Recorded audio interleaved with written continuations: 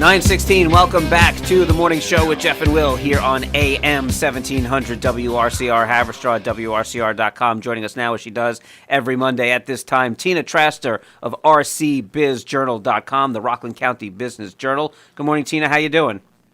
Good morning, Rockland land. I am well. How's everybody out there? Doing well, thank you. We're a bit chilly, but the sun is out, so that's nice to see. So you got a big piece about this, the federal government suing Rockland and the Village of Spring Valley over affordable housing. Tell us about that a little bit. Okay, let me do this. I wish I had like a half an hour today because there's just so much to talk about today. But before I get on to that, because I have a segue to that, I just want to mention something that listeners should know because they have an opportunity. The developers of the Chair Factory in the village of Haverstraw they have several challenges ahead of them. The one we've been writing about mostly is the difficulty they've been having securing a pilot from the town of Haverstraw for their mixed-use affordable housing project on the waterfront. But while the developers continue to negotiate with the town of Haverstraw and also go through the planning processes in the village of Haverstraw and all the other things that they need to do to move this project forward, the developers have filed an application with the New York State DEC to participate in New York's Brownfield cleanup program. And they've applied as what's known as a, quote, volunteer, which means that they didn't cause the mess, but they're willing to clean it up with the help of the DEC. This is really important for the waterfront. This is really important for the future of the village of Haverstraw, and I would say the county at large. So the DEC has opened up a comment period in which the public can weigh in on the application. And that's also really important because there are probably a lot of people around with archival knowledge of this site.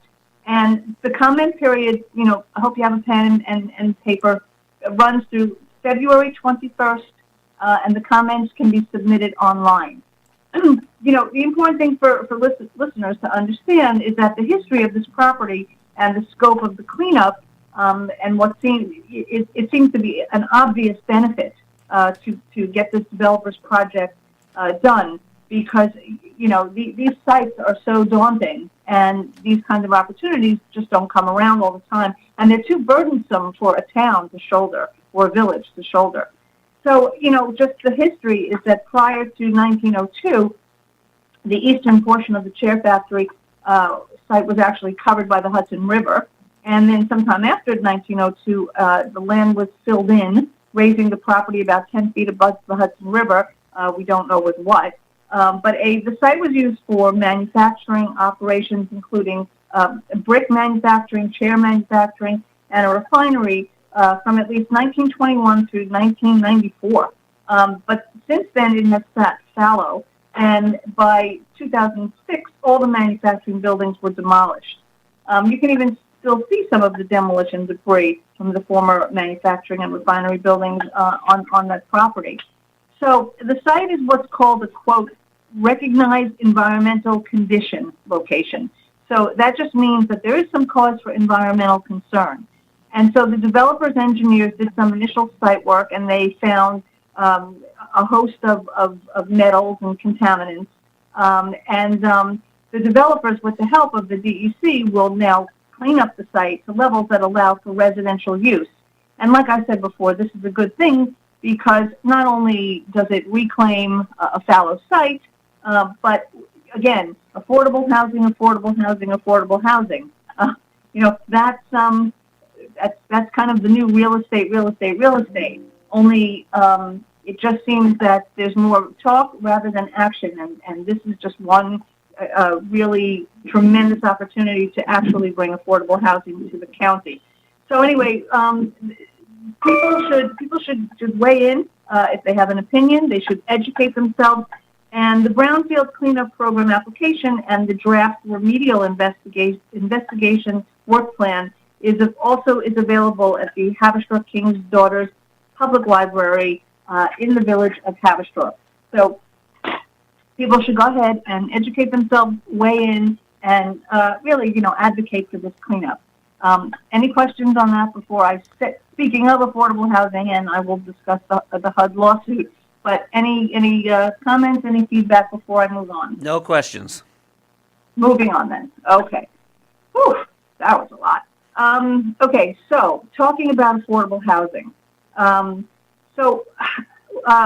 Which would be a major component of the CHIP Act site. The county has found itself as a defendant in a lawsuit, along with the village of Spring Valley, over noncompliance with an agreement that it made back in 2018 with the federal government to provide 62 units of affordable housing in the county.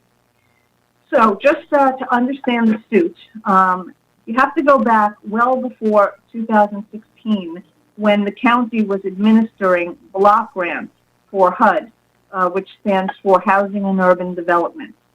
And one developer in Spring Valley who utilized over $100,000 in block grant money built 62 condo units, and that developer was accused of marketing and selling them to Hasidic Jews instead of opening the offering to the public at large. The units were larger and geared toward that demographic. So from the complaint, which the county says it assisted in filing, HUD, the county, and the village of Spring Valley entered into what's called a voluntary compliance agreement that required the construction or rehabilitation of 62 housing units, a certain portion of which had to be sold, not rented. The units were to be built on schedule that extended 7 years, but when COVID hit, the agreement was amended and the schedule extended to 2029. HUD charges in this complaint in federal court that the county and Spring Valley only built 4 of the 62 units and failed to build the other 58. The county now says that the agreement imposed, quote, their words, ludicrous demands, end quote, on the county, and are also, they're saying, unrealistic timeline on construction. The county denies that it ever discriminated against anyone in housing and that it has committed nearly $30 million in funding to the creation and preservation of affordable housing. We know from recent reporting that the county is also preparing to seek proposals to redevelop the county-owned Sane building site, 3.6 acre site in New City, also for affordable housing.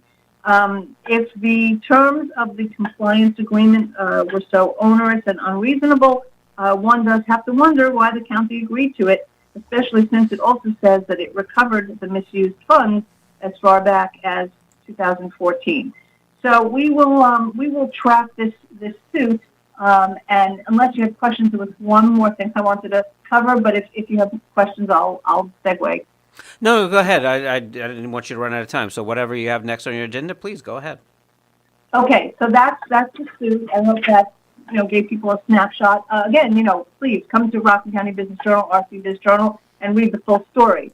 I only have the 15 minutes. So the third story I wanted to point to is that we took a look at something that has very curious numbers.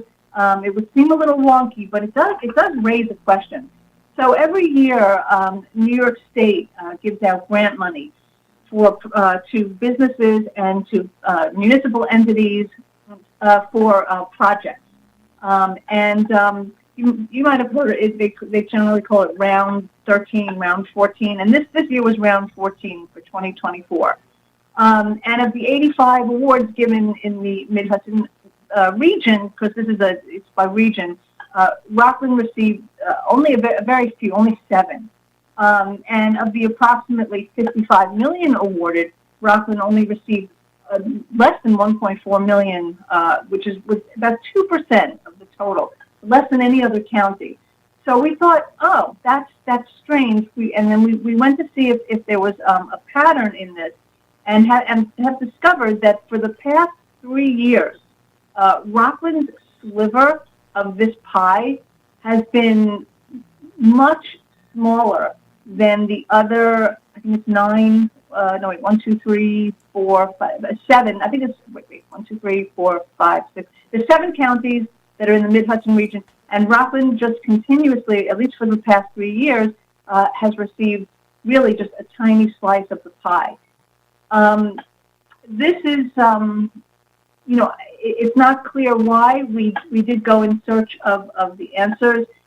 It's our understanding that the RBA and also representatives of the Regional Economic Development Council, I guess, are supposed to encourage, businesses and municipalities within the county to submit applications, consolidated funding applications, they're called CFAs, annually to take advantage of these monies from the state. And there's a lot of money here.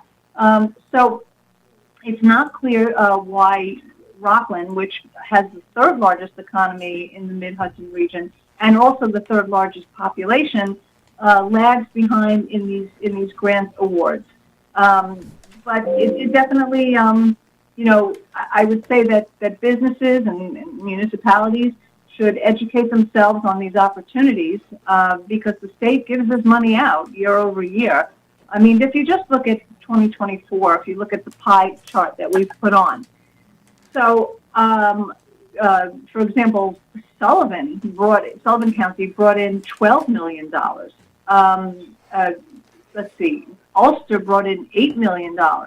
Westchester, Orange County. Actually, Orange County was the winner here with $14 million. Even tiny Putnam County, which is so small, really, in many ways, economically, I would think, compared to Rockland, they brought in $8 million. So why Rockland is bringing in so little money is really a question. In the most recent round, however, the awards did go to the town of Ramapo for a new vacuum truck and repairs for its salt storage facility. So those are the sort of things that these grants are applicable for. Bridges received a grant for technology upgrades of $44,000.